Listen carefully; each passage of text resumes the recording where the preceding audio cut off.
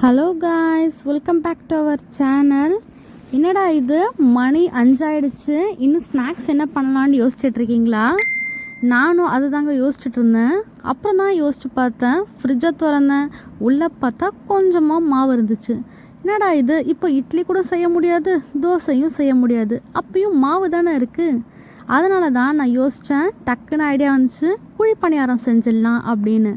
சரி வாங்க, உங்களுக்கும் இதை சொல்லித்தரேன். இந்த காரக்குழி பணியாரத்தை எப்படி பண்ணலான்னு இந்த வீடியோக்குள்ளே பார்க்கலாமா? வாங்க.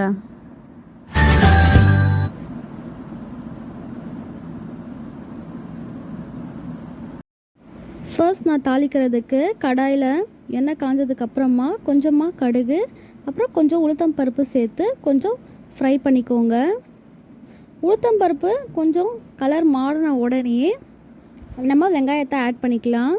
நான் இன்றைக்கி ஒரு மீடியம் சைஸ் அளவுக்கு வெங்காயத்தை கட் பண்ணி எடுத்திருக்கேன். ஏங்கன்னா என்கிட்ட ஒரு 2 கப் அளவுக்கு தான் மாவு இருந்துச்சு. நீங்கள் உங்கள் மாவுக்கு ஏற்ற மாதிரி வெங்காயத்தை சேர்த்துக்கலாம். வெங்காயம் நல்லா வதங்கட்டும். இப்போது நல்லா வெங்காயம் வதங்கிட்டு வருது. இந்த ஸ்டேஜில் நான் கொஞ்சமாக கருவேப்பிலை, கொஞ்சம் கொத்தமல்லி, அப்புறமா ஒரு காஞ்ச மிளகாய், அது எல்லாத்தையுமே குட்டி குட்டியாக கட் பண்ணி அதில் சேர்த்துக்கிறேன்.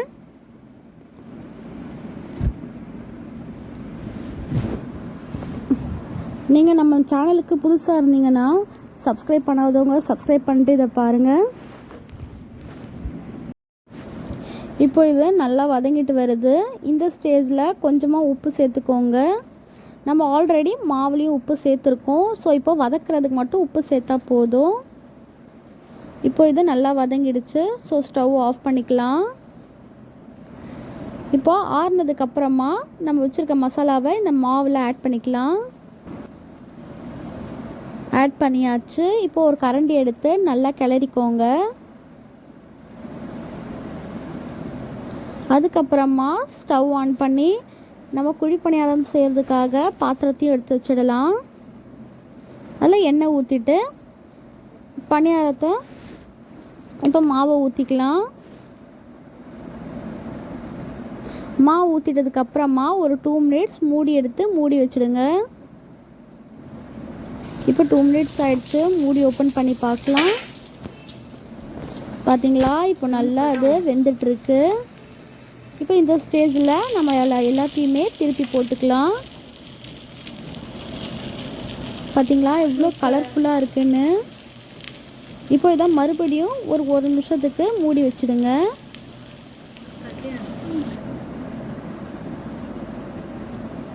இப்போ ஓப்பன் பண்ணி பார்க்கலாமா? அவ்வளோதான், ஒரு நிமிஷத்துக்கு அப்புறம் ஓப்பன் பண்ணி பார்க்குறோம். அவ்வளோதாங்க, சுட சுட காரக்குழி பணியாரம் ரெடி. பாருங்களா, மாவு கீழே ஒட்டாமலே வருது. நீங்களும் இப்போ ஃப்ரிட்ஜில் மாவு இருந்துச்சுன்னா இதை சீக்கிரமாக செஞ்சு பாருங்கள். அண்ட் மறக்காமல் கமெண்ட் பண்ணுங்கள். அண்ட் மறக்காமல் ஜாஸ் கிச்சன் சேனலுக்கு சப்ஸ்கிரைப் பண்ணுங்கள். தேங்க்யூ ஃபார் வாட்சிங்.